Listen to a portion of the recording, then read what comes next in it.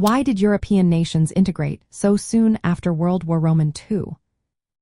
Imagine a continent that just experienced two devastating wars in less than 30 years.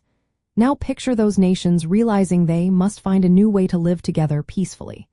That's exactly what happened after World War II.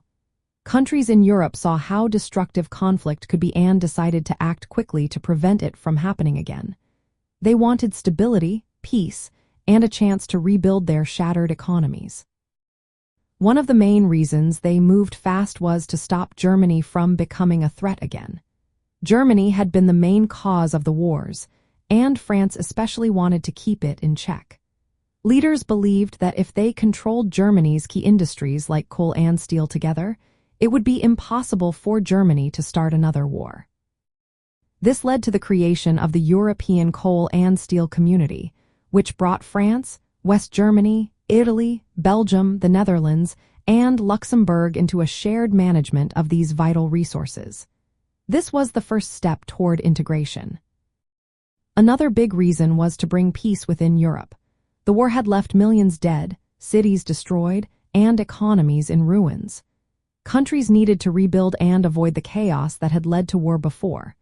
By working together economically, nations could create interdependence. If countries relied on each other for trade and jobs, they would be less likely to fight. This idea of shared interests was seen as a way to keep peace. Economics played a key role too. Europe's industries had survived the war, but they needed help to recover. Cooperation made it easier to restore trade, rebuild infrastructure, and attract investment. The Marshall Plan, a U.S. program that provided aid to rebuild Europe, encouraged countries to work together and cut down trade barriers. This cooperation sped up Europe's recovery and helped create a more integrated economy. Countries also felt the need to regain influence on the world stage. The war had weakened European powers, and the United States and Soviet Union were now the dominant global players. By uniting, European nations could speak with one voice and have more say in international affairs. This was especially important as the Cold War began, with fears of Soviet expansion spreading across Eastern Europe and parts of the West.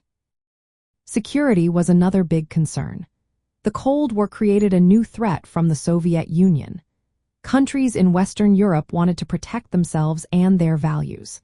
They formed military alliances like the North Atlantic Treaty Organization to defend against possible Soviet aggression. But economic and political unity also made them stronger and more resilient. Finally, many Europeans believed in the idea of unity. Resistance fighters, politicians, and ordinary citizens wanted peace and prosperity. Movements advocating for closer ties gained support, helping to push governments toward integration. They saw that working together was the best way to secure a peaceful future. All these factors combined made European nations act quickly after the war. They aimed to control German power, rebuild their economies, strengthen their influence, and defend against new threats. This rapid move toward integration laid the foundation for what would become the European Union, a partnership designed to keep peace and promote cooperation across the continent.